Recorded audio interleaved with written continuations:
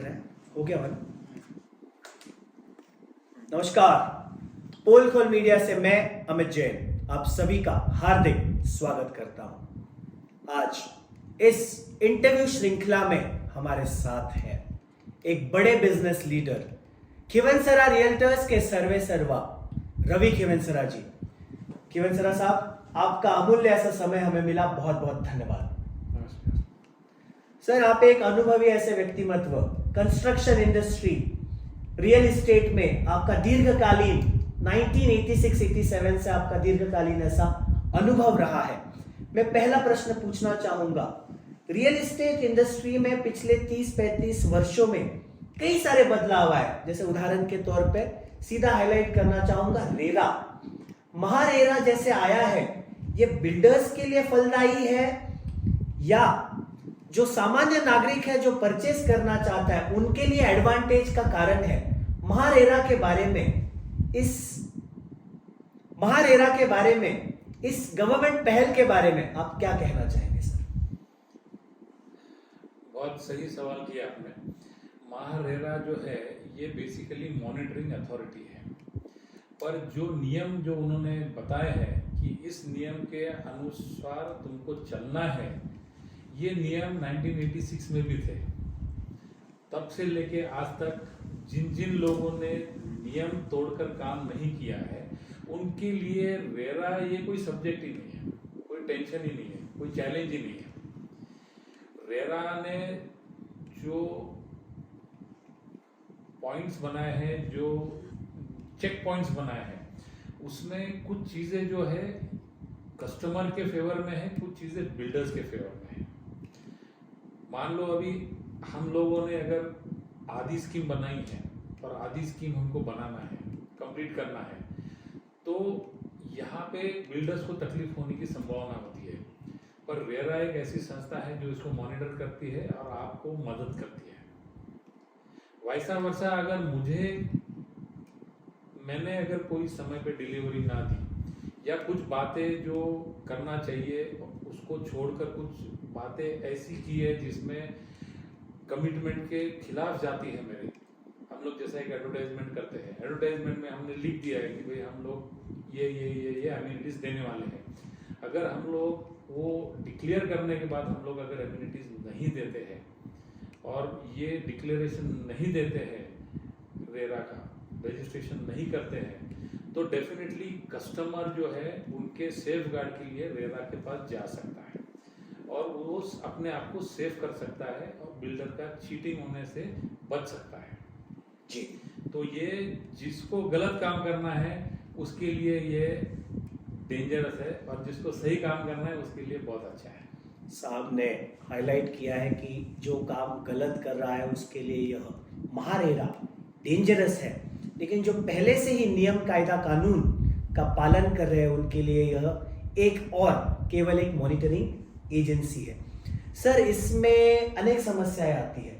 कुछ कस्टमर्स भी अपनी तरफ से कंप्लेंट्स लेकर बिल्डर्स के पास आते हैं, जैसे आपने बताया कि आपने कुछ उन्हें प्रॉमिस किया, आपने उसे फुलफिल नहीं किया, तो किस प्रकार के रास्ते होते हैं कस्टमर के पास?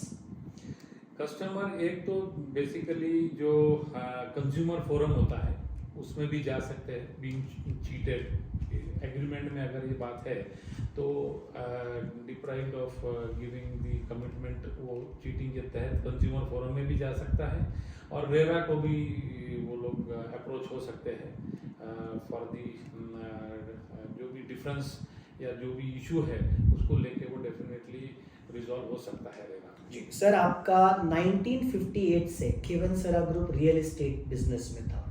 1986 के बाद आप रियल्टर बिजनेस में आपने एंट्री की, जहाँ पे कंस्ट्रक्शन, बिल्डरशिप, विविध पयाम आपने हासिल किए।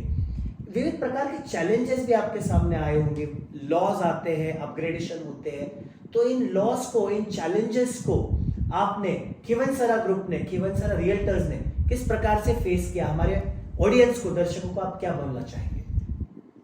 ये प्राउडली मैं एक बात बता सकता हूँ कि सिंस 1958 से लेके 2023 तक आज तक हमारे पे एक भी कंज्यूमर फोरम का कोई मैटर चल नहीं रहा है।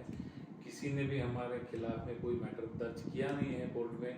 ये बहुत प्राउडली मैं कहना चाहता हूँ, क्योंकि जो हमने प्रॉमिस किया उससे हमने प्लस ही दिया है, तो वो कोई इशू कभी हम लोगों को फेस करना ही नहीं पड़ा।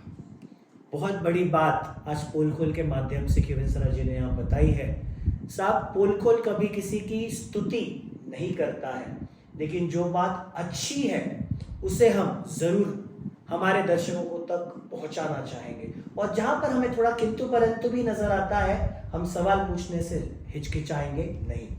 साहब, एक सवाल मेरे मन में आता है, आपने बिल्डरशिप की बात की, कंस्ट्रक्शन कंपनी की आपने बात की। कंस्ट्रक्शन इंडस्ट्री में बिल्डर्स एक दूसरे के दोस्त होते हैं या वे केवल बिजनेस राइवल्स होते हैं? सर, क्या कहेंगे आप? जहाँ तक ये संभाजी नगर का सवाल है, मैं गर्व से कह सकता हूँ, क्योंकि जब से मैं इस रियल एस्टेट बिजनेस में आया हूँ, तब एक मेजर लैंड बैंकिंग हमारे पास होता था, और मैंने अकेले ने काम नहीं किया। मैंने अलग अलग बिल्डर्स को अपनी लैंड डेवलपमेंट पर देकर उनको कंसोर्टियम में साथ में लेकर हमने काम किया है। और तब से लेके आज तक का जो एनवायरनमेंट है एक बिल्डर एसोसिएशन में, क्रेडाई में, एक जो एनवायरनमेंट है बिल्डर में, आपसी जो एक मेलजोल है, इसमें मैं देखता हूँ कि राइवलरी कहीं नहीं है, एक सपोर्ट अप्रोच है एक दूसरे के लिए, एक दूसरे के लिए मार्केटिंग करने की इच्छा है, एक दूसरे को नीचे खींचने वाला कोई भी ट्रेंड यहाँ पे नहीं दिखता है। ये बहुत ही एक डिफरेंट एनवायरनमेंट है औरंगाबाद रियल एस्टेट में, संभाजी नगर रियल एस्टेट में। जी, आपने एक बहुत बड़ी बात कही कि संभाजी नगर शहर में आसपास में एक अलग टाइप का वातावरण है, जहाँ पर राइवलरी ऐसी दिखती नहीं है, एक दूसरे के साथ सपोर्ट में आप काम करते हैं। साहब, अच्छा लगा हमें सुन के कि इस प्रकार का। सर, एक प्रश्न इसी से इर्द गिर्द पूछना चाहूँगा, आपके रियल एस्टेट क्षेत्र में, कंस्ट्रक्शन में, बिल्डरशिप में आपके दोस्त हैं जो आपके निकटवर्ती है, जिसे हम कह सकते हैं मराठी में, हमारी मराठवाड़ा की भाषा है, आपके निकटवर्तीय फ्रेंड सर्कल, वेल विशर्स कौन है सर इसमें? अगर आप नाम लेना चाहें तो ले सकते हैं, अगर नहीं तो मैं आपसे फोर्स नहीं करूंगा। नहीं, सारे जितने एसोसिएशन के मेरे मेंबर्स हैं सारे हमारे दोस्त हैं, क्योंकि मैंने कम से कम 20 से 25 बिल्डर्स को मैंने अपनी जगह दी है डेवलपमेंट के लिए। So we are together, so it's a team of builders developing Aurangabad, developing Sambhaji Nagar. ये हम लोगों का मोटो है कि कुछ ना कुछ